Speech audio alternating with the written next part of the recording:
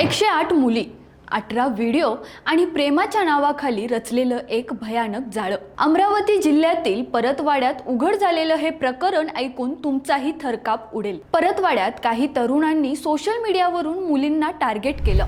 Fake नाव, fake ओळख आणि सुरुवात केली प्रेमाची.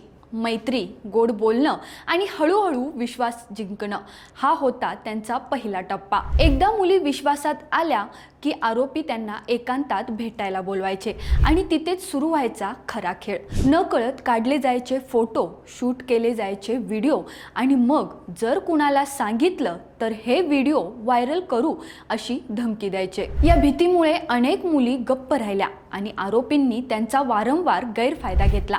तपासात समोर आलं की ही फक्त एक व्यक्ती नव्हती तर एक पूर्ण टोळी काम करत होती. पोलिसांच्या तपासात आत्तापर्यंत 18 व्हिडिओ आणि 39 फोटो जप्त झालेत आणि तब्बल 108 मुलींना टार्गेट केल्याचं संशय आहे.